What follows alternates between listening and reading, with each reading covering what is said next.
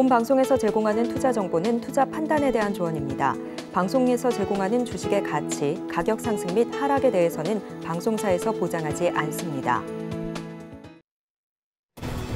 시청자 여러분 안녕하세요. 오늘을 돌아보고 내일을 준비하는 오늘장 내일장 2부 진행의 백선혜입니다. 장 마감까지 확실한 승부 전략과 내일장 주목할 섹터까지 제시해드리고 있습니다. 오늘도 저희 방송과 함께 하시면서 현명한 투자 전략 가득 담아 가시기 바랍니다.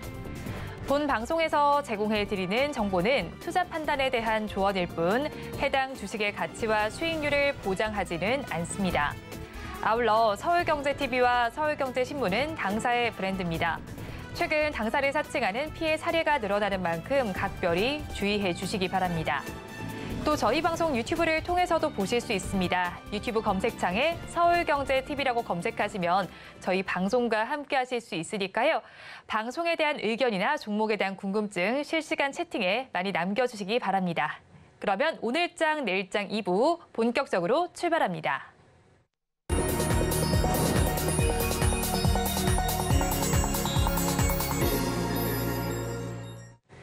급락하는 종목에 대한 생존 전략을 모색해 보겠습니다. 종목 SOS 시간. 오늘은 신한투자증권 이호석 차장과 연결되어 있습니다. 차장님 안녕하세요. 네, 안녕하십니까. 이호석 차장입니다. 차장님 먼저 급락하는 종목들을 구조해 보기 전에 오늘 시장 상황부터 점검하겠습니다. 오늘 시장은 어떻게 보시나요? 네, 우선 오늘 시장 같은 경우에는 시장에서 비둘기적 발언이죠. 미국 시장에서 비둘기적 발언이 있었고, 또 이제 국내 시장에서는 삼성전자 실적 발표가 나오면서 그에 따라서 둘 다 긍정적으로 이제 반응했다라고 보는 것이 맞을 것 같습니다. 어제 오후장도 그랬었고요.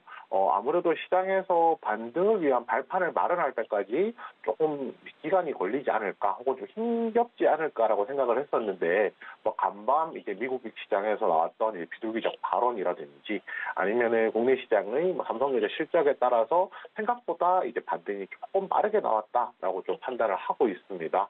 삼성전자 오늘 얘기하지 않을 수 없겠죠. 우선 이제 삼성전자가 3분기 잠정 영업이익 발표를 했는데요. 영업이익이 2조 4천억 원, 2.4조로 이제 어닝 서프라이즈를 달성을 했습니다. 결국은 이제 어닝 서프라이즈가 나왔다는 것은 이제 생각보다는 업황이 개선되고 있다라는 이제 그런 시금석이 된다라고 좀 보면 될 것 같거든요. 보통 많은 분들이 좀 예상하고 기억을 하시겠지만은 일반적으로 삼성전자 실적이 어닝 서프라이즈가 나온다라고 하면은 이제 주가에 선반영되었다라고 하면서 주가가 조정을 받는다든지 이런 경향들이 나타날 때도 있는데요. 이번 같은 경우에는 주가 자체도 최근에 조정을 계속 좀 받은 상황이었고 이미 이제 이런 기대감들이 주가에 반영될 때까지 충분히 반영이 되지 못했기 때문에 오늘 같은 경우 주가에 반영이 되고 있다 정도 생각을 해볼 수 있을 것 같습니다. 여기에 좀 추가적으로 생각해 볼 것이 미국에서도 이제 필라델피아 반도체 지수가 강세를 보이고 있는 상황이거든요. 결국 이제 반도체 업종이 이제 시장을 조금 더 이끌어갈 수 있는 발판을 마련했다 정도 생각을 해보면 될 것 같고요. 국내 시장이 상승하는 이유 무엇이냐라고 하면 결국은 국내 시장에서 시가총액을 크게 굵직굵직하게 차지하고 있는 종목들이 삼성전자나 SK하이닉스와 같은 반도체 종목이기 때문에 이 종목들이 결국에 이제 국내 시장에 영향을 끼치고 있다라는데 좀 굉장히 중요한 포인트가 있다라고 생각을 하고 있습니다. 이 부분에 대해서 조금 더 주목해 볼 필요가 있고요. 2차 전지도 오랜만에 반등이 나왔습니다. 2차 전지 반등 같은 경우에는 이번에도 두 가지인데요. 미국에서 이제 어제 밤이죠. 우리나라로 하면 어제 밤에 이제 미국 주요 전기차 업체들이 주가가 상승하는 이제 모습들도 있었고요. 그것보다 조금 더 이제 국내 시장에서 영향을 준 것은 LG화학이 일본의 도요타와 이제 2조 8천억 원, 2.8조 규모의 이제 전기차용 양극재 공급 계약을 맺었습니다. 한 번의 계약은 아니고 중장기 계약인데 어찌됐건 간에 이제 이 정도 규모의 계약을 맺게 됨으로써 전기차에 대한 수요가 여전히 있구나, 양극재에 대한 수요가 여전히 있구나라는 부분을 조금 확인을 할 수가 있었고요. 이런 부분들이 결국에는 이제 2차 전지 업종이 최근에 조정이 많이 나왔었는데 이 부분을 조금 이제 다시 한 번 더 반등을 시켜주는 그런 모양새, 그런 이제 뭐 매력이 되었다 정도로 생각을 해볼 수 있을 것 같습니다. 결국 시장이 조금 올라온다라고 하면 기존에 이제 저희가 성장주라고 부르는 상대적으로 이제 성장주라고 하는 개념에서 접근을 한다라고 하면 기술주 성장주겠죠. 아무래도 뭐 지금 당장에 이게 뭐 규모 경제를 구축하고 있는 것이 아니라 앞으로 미래가 더 나아질 가능성이 높은 종목들에 대해서 주가가 이제 반등을 할 수 있는 계기들이 조금 마련이 되거든요. 이번에 이제 AI나 뭐 클라우드 컴퓨팅과 관련해서도 긍정적인 뉴스가 나오면서 시장에서 관심이 좀 올라가고 있는 상황입니다. 아마존 웹 서비스, 이제 클라우드 서비스인데요. 이 서비스가 쉽게 말해서 컴퓨터를 이제 내가 직접 가지고 있지 않음에도 불구하고 아마존 웹 서비스를 통해서 사용할 수 있다라는 것이 핵심인데, 최근에 이제 뭐 챗GPT와 관련해서 뭐 AI에 대한 수요가 많이 늘어나면서 이런 클라우드 서비스에 대해서 미국 내에서도 앞으로 활용도가 더 커지고 있는 상황이었거든요. 그런데 국내 시장도 당연히 앞으로 조금 더 수요가 많이 늘어날 것인데, 아마존에서 이제 한국의 고객 수요 증가에 대응을 하기 위해서 2027년까지 앞으로 한 4년 정도 국내 클라우드 인프라에 한 7조 8천억 원, 7.8조 정도를 투자할 계획이라고 밝혔습니다. 이게 어느 정도 수치인지 감이 안 오실 수도 있는데요. 2018년부터 작년까지 대략 한 5년 동안 투자했던 금액이 있었거든요. 이 금액의 한 3배 정도에 달하는 금액입니다. 쉽게 말해서 규모 자체가 굉장히 좀 크다라고 좀 생각을 할 수가 있고요. 여기서 당연히 이제 파생되는 부분들이 있을 건데, 또 여기서 언급된 것이 국내 기업들이 생성형 AI를 도입할 수 있도록 이제 지원을 하는 프로그램도 하겠다라는 내용들도 있었거든요. 결국 이런 부분들 생각해 본다면 결국에는 클라우드 컴퓨팅과 관련된 업종이라든지 AI와 관련된 업종 같은 경우에는 아무래도 이제 뭐 이런 굵직굵직한 투자가 이루어짐으로써 시장 자체가 더 활성화될 것이고 파이가 더 커질 것이기 때문에 그에 따른 수혜가 있을 것이다라고 기대하고 있습니다. 네, 우리 양대시장 지금도 빨간불을 켜고 있습니다. 코스피 시장에서는 외국인이 매도로 전환한 상황이지만 빨간불은 유지를 해주고 있습니다. 이렇게 기분 좋은 시장 상황 속에서도 급락하는 종목들이 있습니다. 2시 30분 기준 급락주들 화면을 통해서 확인해 보겠습니다. 퓨처캡 먼저 보겠습니다. 방사성 의약품 전문 생산업체입니다. 오늘 시장에서는 9% 넘게 빠지면서 13,040원 선 지나가고 있습니다. 다음으로 기산텔레콤을 살펴보겠습니다. 오늘 드론과 관련된 종목들이 빠지는 종목들이 꽤 많습니다. 커지는 드론 시장에 정부도 공격적으로 투자한다는 소식에 어제장에서 큰 강세를 보였었는데 오늘 시장에서는 7% 넘게 밀리고 있습니다. 2,790원 선을 지나가고 있습니다.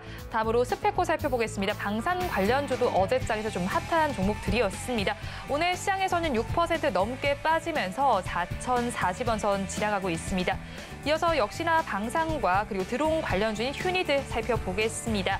지금 3%대 하락률을 기록하면서 5,750원, 60원 선을 지나가고 있습니다. 마지막으로 또 드론 관련주인 PC 디렉트를 살펴보겠습니다. 오늘 2%대 하락률을 보여주면서 6,270원 선을 지나가고 있습니다. 급락하는 종목들 저와 함께 살펴보셨는데요. 이 종목들을 가지고 계신 분들이거나 또 다른 종목에 대한 궁금증이 있으시다면 유튜브 실시간 채팅에 남겨주시기 바랍니다. 그러면 저희는 첫 종목부터 구조를 해보겠습니다. 스페코 먼저 구조해 보겠습니다. 이스라엘과 하마스의 무력 충돌 이후에 시장에서 오름세를 보였습니다. 그렇다면 오늘은 그 상승분을 좀 반납하는 것으로 봐야 할까요? 네. 우선 이제 스페코 같은 경우 어제 상승폭을 어느 정도 조금 더 이제 반납하는 모습을 보여주고 있습니다. 어제 지금 오늘 지금 선정되어 있는 5종목들 중에서 거의 대부분이 비슷한 모습인데요. 그게 이제 방산 관련주로 시장에서 좀 분류가 되고 있기 때문입니다. 방산 관련주 중에서도 안에 세부적인 내용은 조금 다를 수 있기 때문에 오늘 뭐 이제 구조해볼 종목들에 대해서 차근차근 설명을 드릴 거고요. 우선 스페코는 방산 관련주로 시장에서 굉장히 많이 언급되는 종목입니다.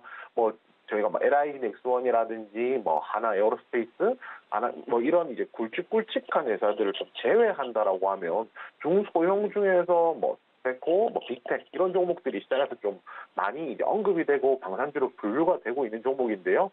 이 회사 본업을 조금 살펴보면 아스팔트나 콘크리트 제조에 필요한 이제 아스팔트 플랜트 사업을 하고 있고요. 이걸 이제 조금 고급스럽게 표현하면은 이제 특수 목적용 건설 기계를 만들고 있다. 보통 이렇게 표현을 하고 있습니다. 이 회사가 그렇다면은 사실은 뭐 방산이라기보다 건설 관련주가 아닌가라고 생각을 하실 수 있어요. 그런데 이거를 조금 더 이제 디테일하게 보면 이 회사가 이제 구축함용 이제 대종 이제 그 고축함용 이제 안정기라는 것을 함 안정기라는 것을 만들고 있거든요. 이게 뭐냐면요. 배가 이렇게 배가 지나갈 때 바람이 가로로 불게 되면 좌우로 이제 배가 이제 흔들릴 수가 있습니다. 그런데 이 흔들리는 것을 조금 잡아주는 역할을 한다 정도 생각을 해주시면 될 것 같고요. 우선 이제 이 함 안정기라는 것이 그 방산물자로 지정을 받았습니다. 그래서 우리나라 해군의 독점에서 공급을 현재 하고 있는 상황이거든요. 그래서 시장에서 그 방산 관련주로 이제 분류를 할 때 스페코가 자주 언급된다 정도 생각을 해주시면 될 것 같습니다. 결국 이제 어제 방산 관련주가 왜 많이 올랐느냐에 대한 얘기를 해봐야 될 텐데 결국은 이제 이스라엘 그다음 팔레스타인과 하마스의 무력 충돌에 관한 내용입니다. 결국 이제 전쟁이 일어났기 때문에 이 전쟁과 관련해서 이제 뭐 군수 물자라든지 무기라든지 이런 부분들이 필요하기 때문에 방산주가 상승하는 양상을 보인다라고 생각을 할 수가 있고요. 단지 이제 기존에 이제 러시아 우크라이나 전쟁이랑 이번 이스라엘 하마스 간의 무력 충돌에서 차이가 있다라고 하면 그 전쟁의 확산 규모에서 좀 차이가 난다라고 이제 생각을 해볼 수가 있습니다. 아무래도 상대적으로 시장의 관심이 좀 다소 약한 것처럼 보이고요. 그렇지만은 이 부분도 같이 조금 고려를 했으면 하거든요. 러시아 우크라이나 전쟁 때도 뭐 많은 전문가들이 이 전쟁이 길지 않을 것이다, 금방 끝날 것이다라고 얘기했었는데 생각보다 이제 시간이 여태까지도 이어지고 있잖아요. 뭐 이런 부분 생각한다라고 하면 시장의 관심이 좀 약해졌다라고 해서 그 모멘텀이 끝났다라고는 말할 수 없을 것 같습니다. 시장에 관심이 약해졌다고 해서 그 모멘텀이 끝난 것은 아니라고 정리를 해주셨습니다. 그렇다면 스페코 가지고 계신 분들께서는 어떤 전략을 취해야 할까요? 네, 우선 이제 버티자 연락드리겠습니다. 우선 지금 스페코 같은 경우에요. 지금 4,025원 정도 가격을 하고 있는 상황이거든요. 근데 차트 보시면 아시겠지만은 어제 상승했다가도 윗꼬리 달고 좀 조정이 있었고 오늘 같은 경우에는 시초가 자체가 아예 이제 낮게 떠서 시작하는 것을 볼 수 있습니다. 이유는 간단한데요. 지금 이제 오늘 고점 구간이죠. 오늘 고점 구간 어제 이제 중간쯤 구간에 보면 4,200원 정도의 121선이 도달을 하고 있기 때문입니다. 결국은 이제 이 가격대까지 온다라고 하면은 주가가 조정을 받을 수밖에 없고요. 주가가 조정을 받는다는 것은 이게 쉽게 말해서 매물이 이 가격의 본전이라고 생각해서 매도가 나올 것이고 그 매물을 충분히 소화했을 경우에만 주가가 올라갈 수 있는데 그 매물을 소화할 수 있도록 이 종목에 대한 끊임없는 관심을 불어넣을 수 있는 것이 모멘텀이라고 할 수 있습니다. 앞서서 말씀드렸지만은 이스라엘 하마스 무력 충돌이 생각보다 약한 이제 관심을 받고 있기 때문에 주가가 조정받았다 정도 생각해 주시면 되고요. 신규로 진입한다라고 하면 3,700원 드리겠습니다. 이 3,700원이라는 가격은 이제 대략 21선 부근 가격 정도 생각을 해주시면 될 것 같고요. 어제도 그랬고 오늘도 그 부분이었습니다. 오늘도 그 부분까지 변동성이 생길 때 도달할 수 있는 가격이기 때문에 이 구간에서 조금 그 방망이를 짧게 잡고 배트를 좀 짧게 잡고 접근해보자는 관점에서 드리고요. 선착가는 3,300원입니다. 그 3,300원이라는 가격은 며칠 전에 3일 전이죠. 3일 전에 있었던 이제 3영업일 전에 있었던 가장 바닥 가격이거든요. 3,310원인데 이 가격까지 내려온다라고 하면 아래쪽 지지선이 없기 때문에 조금 조심할 필요 있을 것 같고요. 마지막으로 목표가는 4,200원입니다. 제가 앞서서 121선 설명드렸었는데 4,200원이 121선 도달하는 가격이거든요. 이 가격까지 온다라고 하면 이제 매물이 나올 수가 있기 때문에 이 4,200원에 한번 주의해보자 그렇게 말씀드리겠습니다. 네, 스페코에 대해서 버티자 전략을 주셨습니다. 가격 전략 살펴보면요. 신규로 진입을 하신다면 21선에 해당하는 3,700원에 해보시고요. 이때 손절되는 3일 전 바닥 가격인 3,300원 잡아주셨습니다. 마지막으로 목표 주가는 121선에 도달하는 4,200원 제시해 주셨습니다. 그러면 저희 다음 종목도 구조를 해보겠습니다. 퓨처캡을 구조해 보겠습니다. 신약 기술 수출 기대감에 큰 폭으로 올랐던 바가 있었습니다. 플루빅토가 표준 요법제보다 높은 효능을 보인 것으로 알고 있습니다. 오늘은 급등했던 부분을 소폭 반납하는 것으로 봐야 할까요? 네, 그렇습니다. 우선은 이제 단기에 상승했던 부분들이 있으니까 오늘은 좀 다소간의 하락이 나온다라고 좀 표현을 하면 될 것 같고요. 특히 뭐 장이 안 좋았을 때도 계속 올라왔었기 때문에 오늘 같은 경우에는 좀 쉬어가는 템포다라고 생각하시면 되는데 아무래도 좀 그렇다고 해도 하락폭이 좀 크다라는 부분에 대해서는 무시하지 못할 것 같습니다. 이 회사는 이제 방사성 의약품이라고 하는데 뭐 대표적으로 뭐 전립선암 치료제에 대해서 이제 대표적인 이제 기술이라고 할 수가 있겠고요. 그 중에서도 이제 전립선암 치료제인 FC705에 대해서 기술 수출 기대감을 현재 가지고 있는 상황입니다. 이런 바이오 기업들 같은 경우에 뭐 3상까지 모두 인생을 마치고 이것을 제품화해서 판매하는 것도 굉장히 좀 의미가 있을 수는 있거든요. 그렇지만 3상까지 가는 확률도 굉장히 좀 3상까지 완성을 하는 확률도 굉장히 조금 낮은 확률이고요. 또 이것을 이제 상업하는 데까지도 시차가 많이 걸리고 비용이 많이 들어가기 때문에 부담감이 분명히 존재를 합니다. 오히려 적절한 시점에서 이것을 기술 이전, 라이센스 아웃을 하게 되면은 오히려 회사 입장에서는 더 큰 돈을 이제 확정적으로 돈을 벌 수가 있는 것이기 때문에 이 부분에 대해서 조금 기대를 해볼 수 있을 것 같고요. 결국은 이제 이런 전립선암 치료제와 관련해서 기술 수출에 대한 기대감을 가지고 있기 때문에 이 종목 역시 충분히 기대해 볼 만한 모멘텀이 있다. 이렇게 정리드리겠습니다. 네, 전립선암 치료제와 관련한 기술 수출 모멘텀이 있는 만큼 기대가 되는 종목입니다. 그러면 앞으로도 계속 가져가도 괜찮을까요? 네, 그렇습니다. 버티자 의견 드릴 거고요. 오늘 지금 가격은 12,930원 정도 나오고 있습니다. 만약에 신규로 진입한다라고 하면 11,600원 제시 드릴 텐데요. 그 11,600원이라는 가격은요. 지금 21선 부근에 도달하는 가격입니다. 단기에 상승을 했기 때문에 이 종목 같은 경우에는 21선을 따라서 움직이는 좀 경향이 있었고 그래서 이제 21선에서 반등이 나올 것이다라고 생각을 하면서 11,600원 제시를 드렸고요.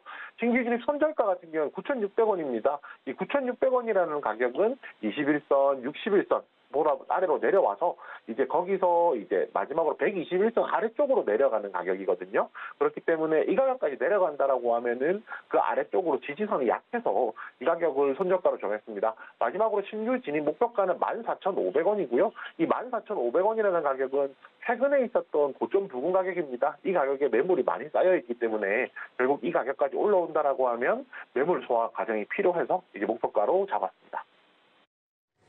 퓨처캠에 대해서 버티자 전략을 주셨습니다. 가격 전략을 이어서 살펴보면요. 신규로 진입을 하신다면 21선 부근인 11,600원에 해보시고요. 이때 손절 라인은 121선 아래쪽 가격인 9,600원 잡아주셨습니다. 그리고 마지막으로 목표 주가는 최근 고점 부근인 14,500원 제시해 주셨습니다. 그러면서 이 마지막 종목도 구조를 해보겠습니다. 휴니드 구조해 보겠습니다. 다음 주에 차세대 통신 장비와 무인기와 관련한 신제품 공개에 나설 예정입니다. 상반기에 늘어났던 적착폭을 만회하겠다는 계획에 나서고 있는데 이 종목 앞으로 긍정적으로 봐도 괜찮을까요? 네, 이 종목 괜찮은 종목이라고 생각을 하고 있습니다. 휴니드 같은 경우에 이제 방산 관련주, 그다음에 드론 관련주로 보통 시장에서 저희가 분류를 하고 있거든요. 결국에 이제 드론 관련해서 시장에서 이제 어느 정도 관심을 받을 것인가도 굉장히 좀 중요하다라고 할 수 있는데요. 앞에서 이제 앵커님께서 말씀해 주셨던 내용은 충분히 설명이 되었다라고 생각을 하니까 앞으로 이제 드론 시장이 얼마나 커질 것인지 이런 부분 좀 얘기를 해보면 좋을 것 같습니다. 현재 미국 정부에서 2027년까지 드론 기술 개발과 관련된 투자 계획을 발표를 했거든요.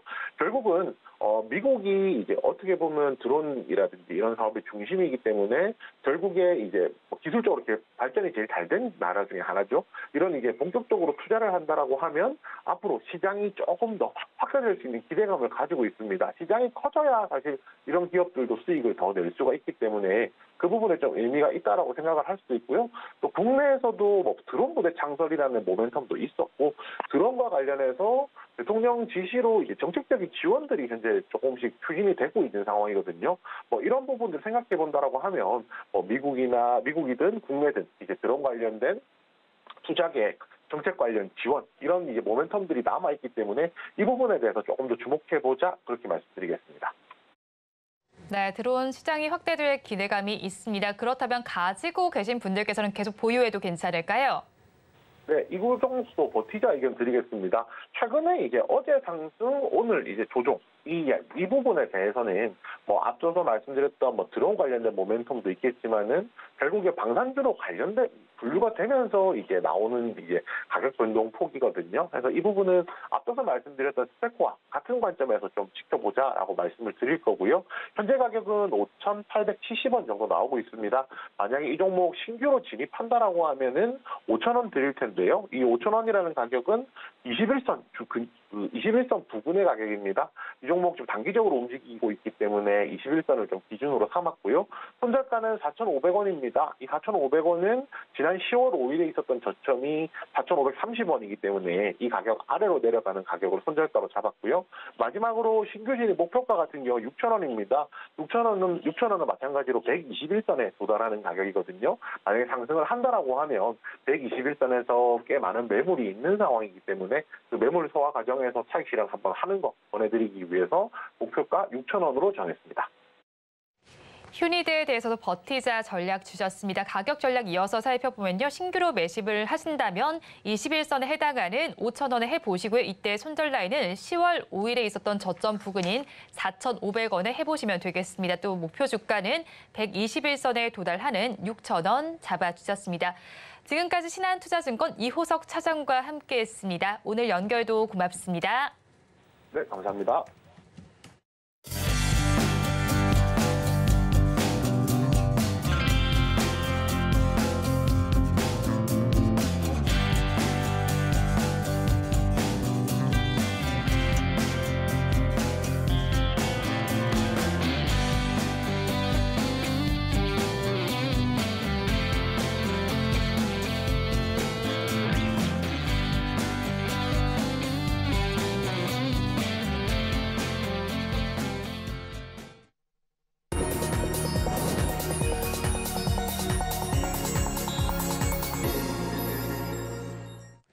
앞서서 급락주에 대한 대응 전략을 살펴봤다면 이번에는 오늘의 매매일지에 성공적인 마침표를 찍어드릴 찬스 종가 매팅 시간입니다. 오늘은 미르경제연구소의 정태근 이사와 함께합니다. 어서 오세요. 네, 반갑습니다. 네, 먼저 이사님과 이 시간에 짚어드렸던 종목 리뷰를 부탁드리겠습니다. 지난 4일에 공략을 해주신 엑세스바이오 지금 벌써 10%대 수익률이 나오고 있습니다. 계속 보유해도 괜찮을까요? 아니, 이건 매도를 하시는 게 좋을 것 같습니다. 지금 바로, 네. 네, 그 최근 시장에서 말씀드리는 종목들 같은 경우는 일단 빠르게 목표가가 도달이 되게 되면은 일단은 수익 실현 하시는 쪽으로 말씀을 좀 드리도록 할게요. 일단은 이제 길게 가져갈 종목, 뭐 짧게 가져갈 종목 이렇게 나눠서 말씀을 드리고 있는데 일단은 뭐 지난주 오늘 뭐 시장이 반등이 나오고 있긴 하지만 그럼에도 불구하고 완전히 상승 전환에 따라 좀 보기 힘들 것 같고 변동성 장세는 계속 될 것 같습니다. 그래서 가장 좋은 건 현금 확보하는 게 가장 좋은 방법인데 일단은 매수를 했다라면은 뭐 수익이 빨리 나게 된다면 빨리 빠져나오는 것도 방법이라고 좀 생각이 들고 엑세스바이오 같은 경우는 특히나 일단 좀 아쉬운 부분이 이제 말씀드리고 다음 날 바로 이제 목요일 날 이게 말씀하신 10% 상승이 나왔거든요.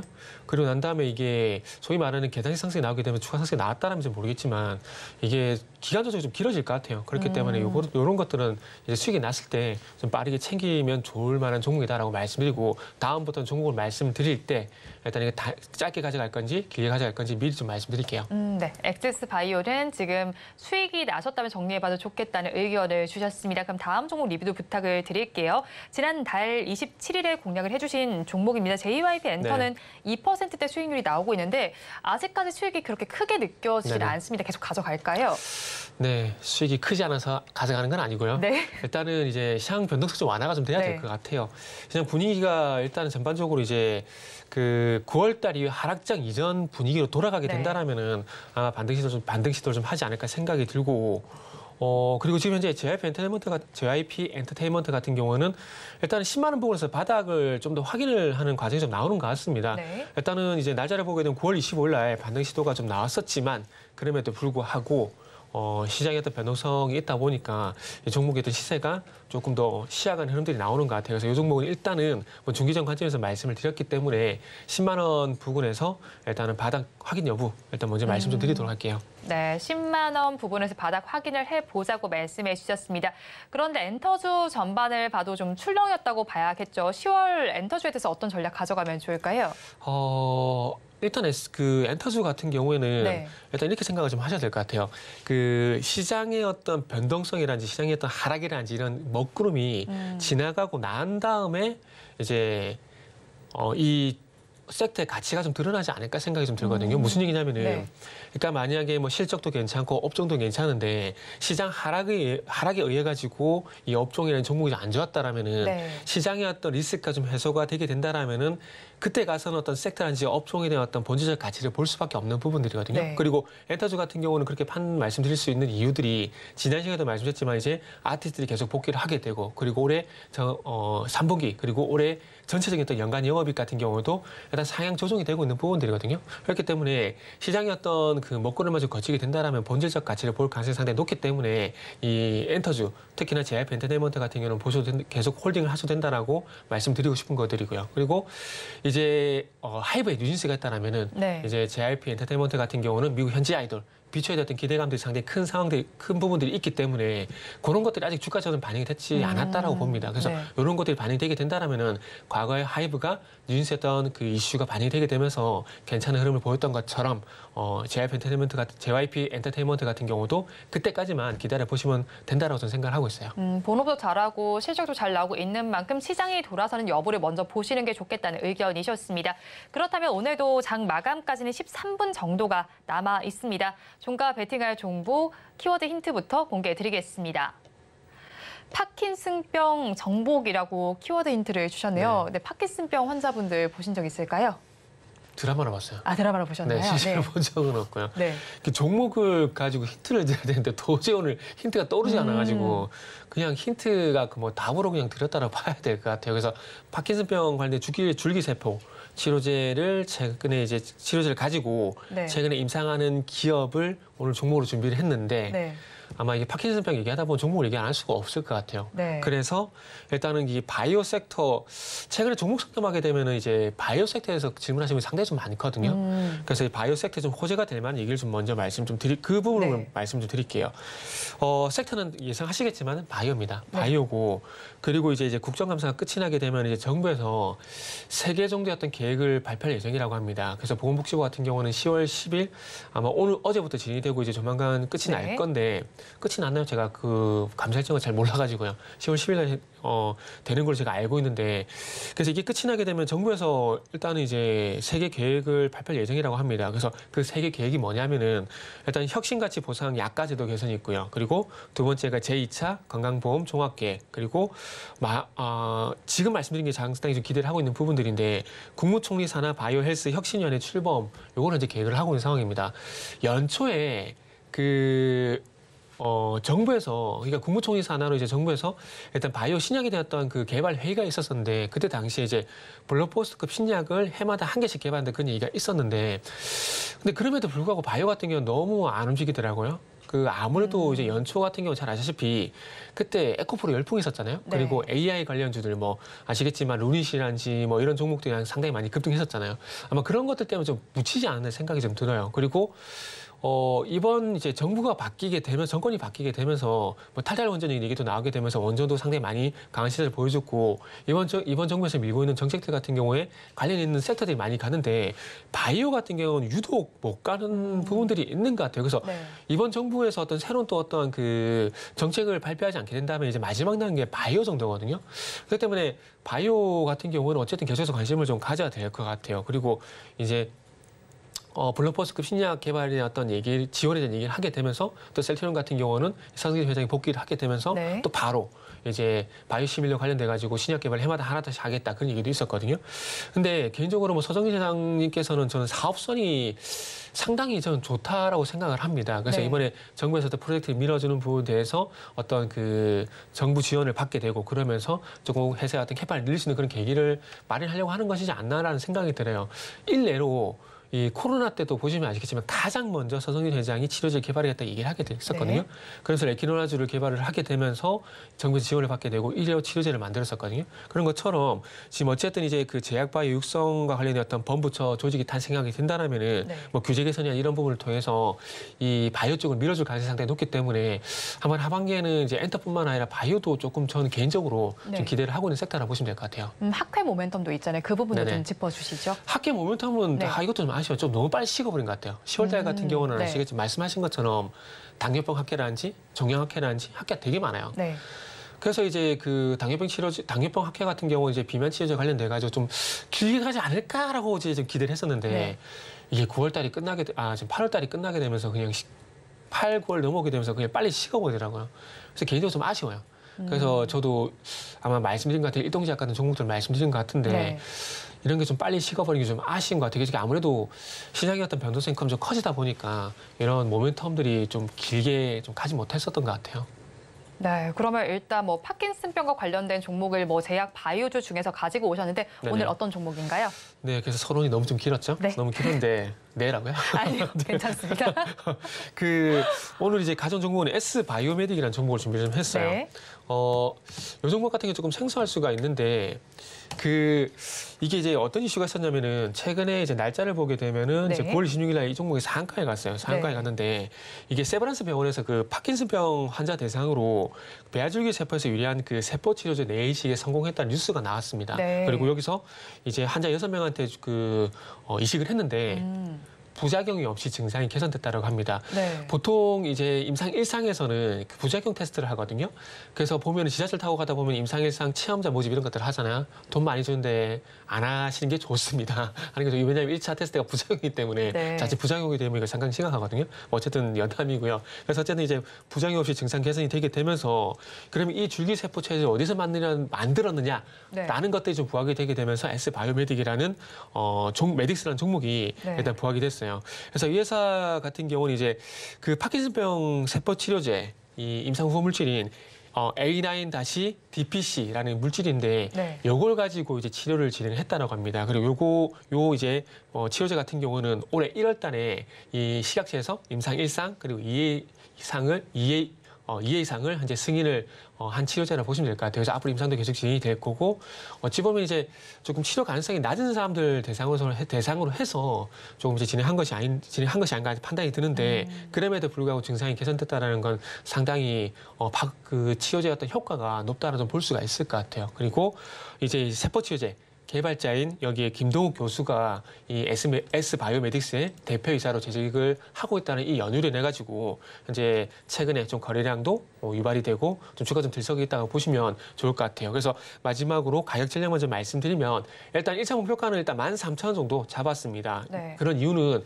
돌아서는지 여부니까 주가가 최근에 보시면 아시겠지만 9월 26일 날 상한가가 나오고 난 다음에 조금 기간 조정과 가격 조정 두 개 다 나타나고 있는 상황이거든요. 그래서 소위 말해 계단식 상승이 나오는지에 따라서 주가 보유 여부 아니면 매도 여부를 좀 판단할 거거든요. 그래서 그 가격대가 13,000원대라 보시면 될 것 같아요. 그리고 손절가는 1,400원 제시하도록 하겠습니다. 네, S바이오메딕스에 대해서 이제 가격 전략까지 좀 깔끔하게 정리를 해주셨습니다. 파킨슨병 치료제와 관련된 종목인데 이 가격 전략 주셨는데 오늘 이 종목의 경우에 저희가 단기로 가져가야 할까요? 아니면 장기로 좀 봐도 그거 괜찮을까요? 말씀하셔야죠. 네. 일단은 단기로 볼 겁니다.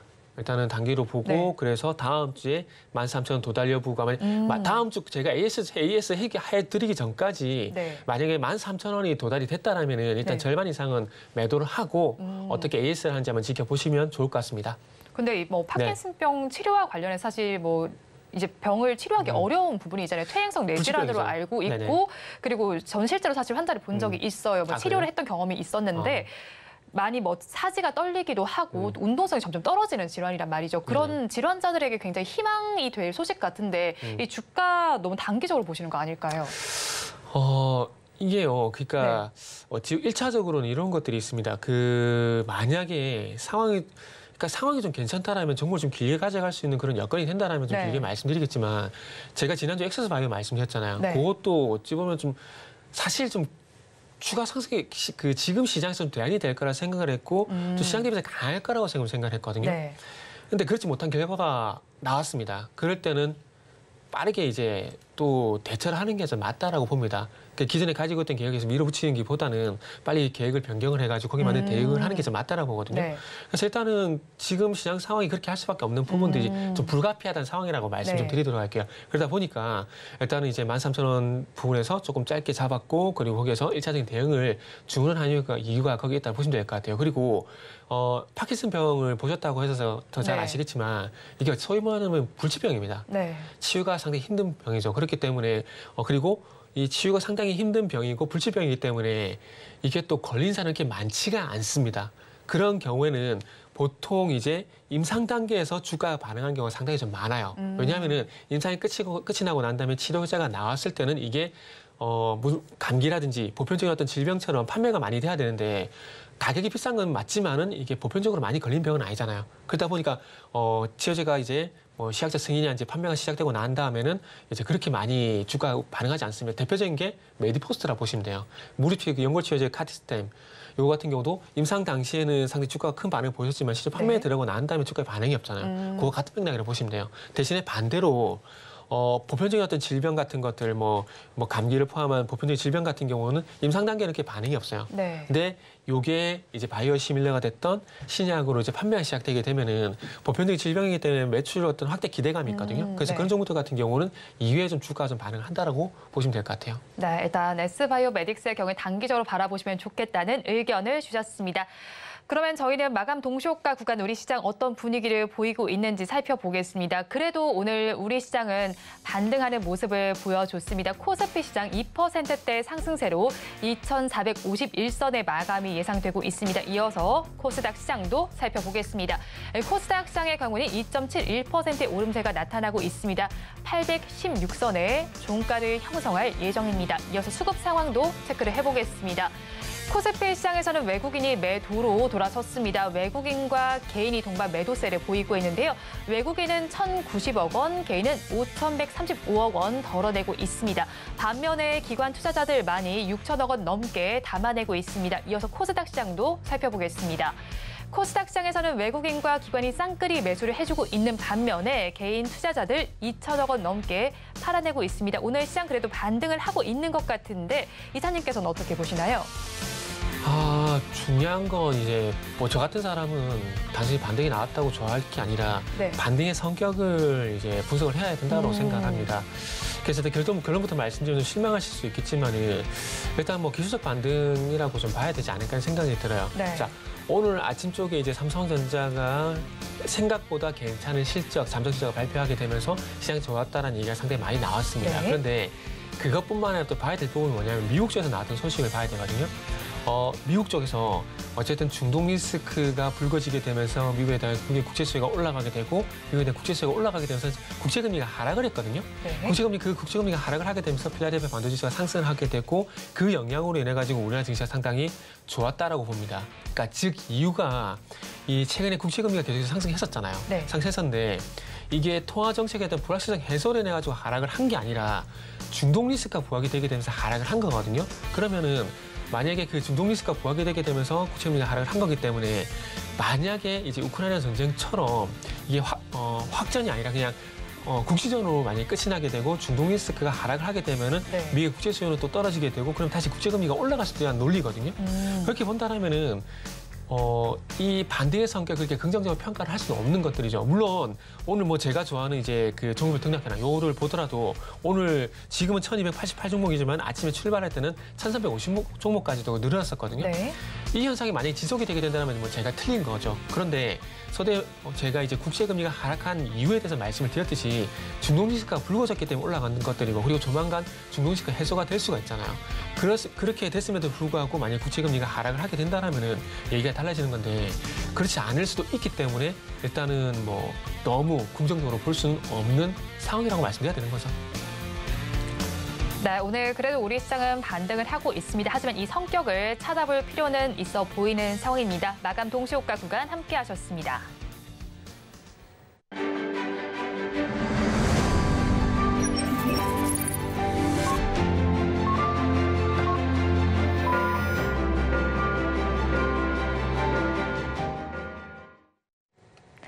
오랜만에 반등세를 바라보면서 여러분도 기분이 좋으셨을 것 같습니다. 업종별로는 어떻게 마감을 했는지 이어서 살펴보겠습니다. 코스피 시장에서는 전기, 전자 업종이 가장 좋았습니다. 3%대 강세를 보였습니다. 그 뒤를 이어서 의료 정밀 업종과 화학 업종에서 2에서 3%대 강세가 관찰됐습니다. 이어서 코스닥 시장도 살펴보면요. 코스닥 시장에서도 일반 전기, 전자 업종이 가장 좋았습니다. 6%대 강세로 마감이 됐고요. 그 뒤를 이어서 금융 업종이 5%대, 반도체가 3%대 강세로 마감을 했습니다. 오늘 시장 반등세로 마감을 했지만 내일장에 대한 전략 저희가 다시 또 짜봐야겠죠. 오늘장, 내일장 전문가님들께 여쭤봤습니다. 화면을 통해서 확인해 보시죠. 우리 증시 모처럼 반등했습니다. 그러면 이 시점에 내일장의 비중을 확대해 볼 만한 섹터는 어디일지 질문을 드려봤습니다. 먼저 헤르메스 스탁의 김시은 팀장님께서는 변압기 등 3분기 호실적 섹터에 접근해 보자고 말씀을 해주셨습니다. 다음으로 리더스 인덱스의 박주근 대표님께서는 반도체라고 말씀해 주셨고요. 신한투자증권의 이후석 차장님 역시도 반도체 업종에 주목해 보자고 말씀해 주셨습니다. 이에 대해서 이사님은 어떻게 보시나요? 네, 저도 거의 세 번 얘기 다 동의를 합니다. 네. 일단 엔터주 같은 경우도 제가 계속해서 좋게 말씀드린 네. 이유가 아시다시피 실적 부분 때문에 좋게 말씀드리는 부분들이 있고, 물론 아티스트 컴백이나 이런 부분도 있긴 하지만 많은 이유 중에 하나가 또 실적이기 때문에 실적 관련 종목들 좀 좋게 보신 것도 좋을 것 같아요. 최근에 주가를 보시면 아시겠지만 일단은 이 변압기 같은 경우는 계속해서 수주도 상당히 좀 빵빵하고요. 그리고 이제 실적도 상당히 괜찮게 이제 얘기가 나오는 섹터거든요. 근데 이제 아무리 상반기에 너무 많이 올랐다 보니까 지금은 좀 기간 조정을 좀 쉬어가는 구간이라고 보시면 될 것 같아요. 그렇기 때문에 이 조정이 끝이 나게 되면은 다시 달릴 가능성이 상당히 높기 때문에 변압기 같은 경우도 긍정적으로 봐도 된다 보시면 될 것 같아요. 지금 이제 변압기라든지 전력 인프라 수요 같은 경우 미국에 많이 얘기 나오고 있는 상황들인데 네. 지금 이제 이스라엘 전쟁이 어떤 변수로 작용이 될지 모르겠지만 이게 만약 이스라엘 이 리스크만 조금 이제 해소가 되게 된다라면은 우리가 잘 알고 네옴시티 시작도 안 했거든요. 네. 그쪽 되게 되면 또 전력 인프라 많이 구축이 돼야 됩니다. 왜냐하면 거기 신재생 에너지를 계속 구축할 거거든요. 태양광 이제 해상 풍력을 할 건데 거기서 발전되는 이 전기를 끌어와야 되잖아요.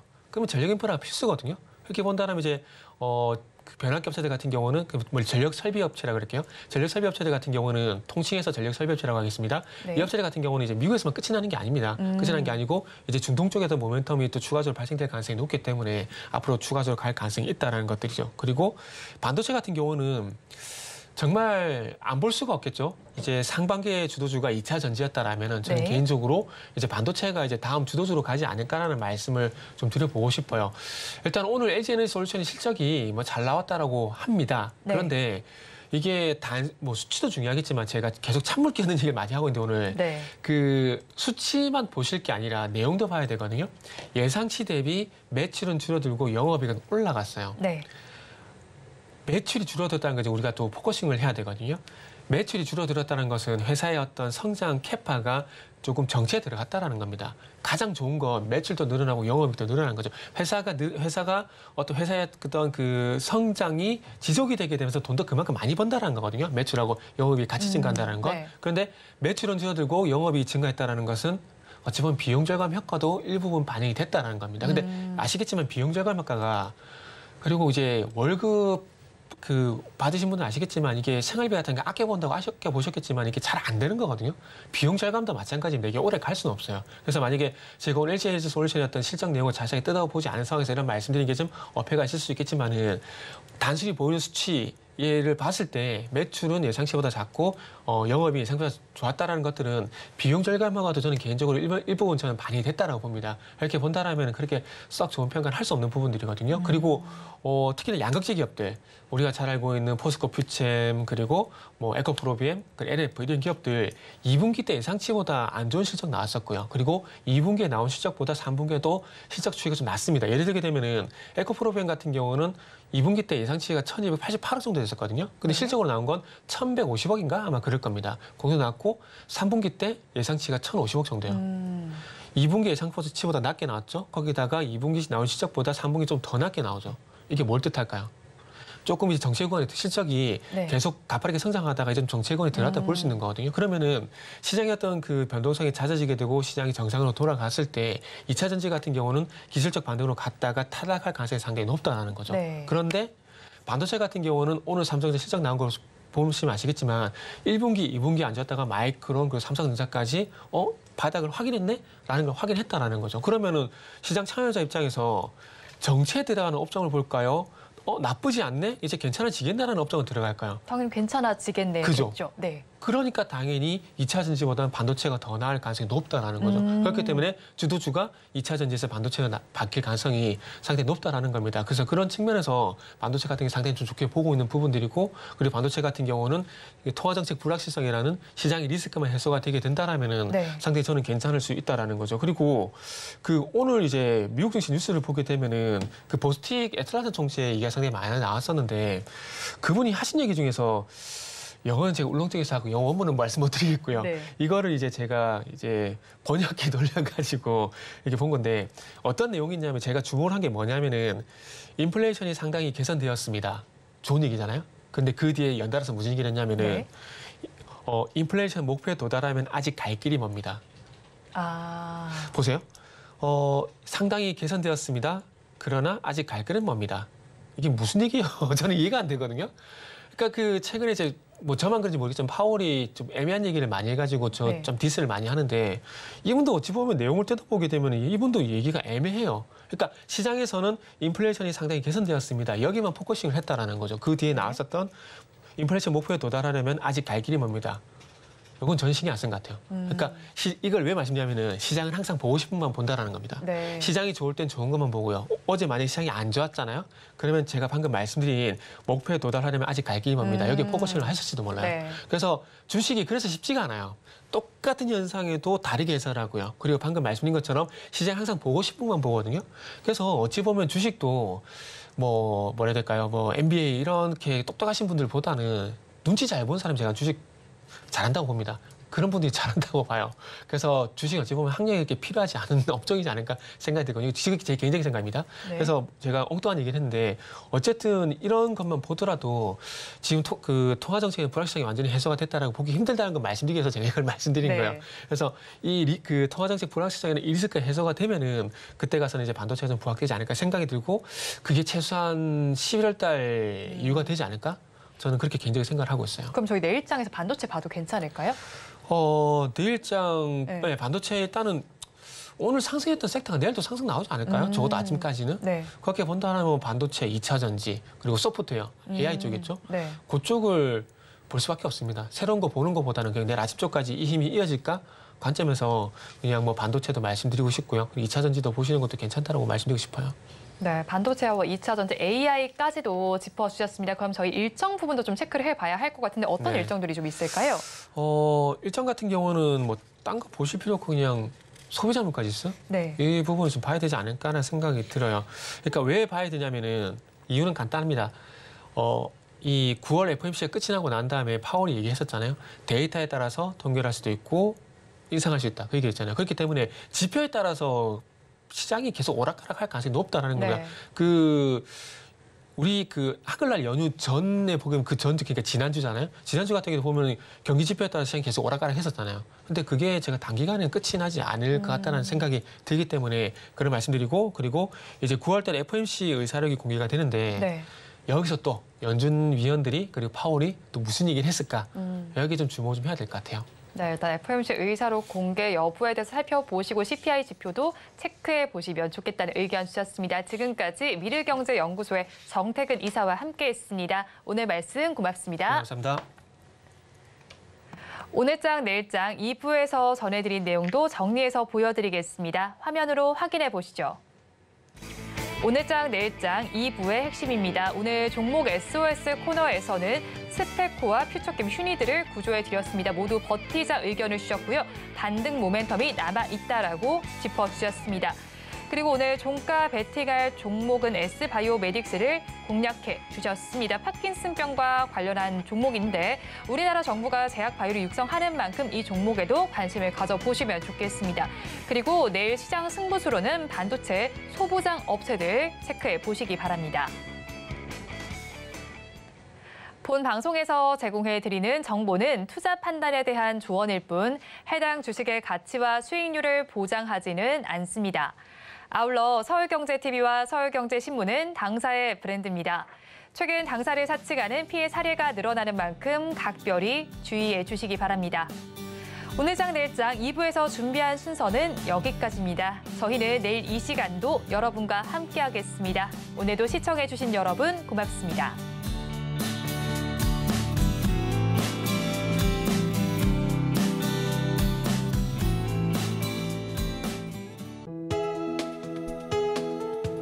본 방송에서 제공하는 투자 정보는 투자 판단에 대한 조언입니다. 방송에서 제공하는 주식의 가치, 가격 상승 및 하락에 대해서는 방송사에서 보장하지 않습니다.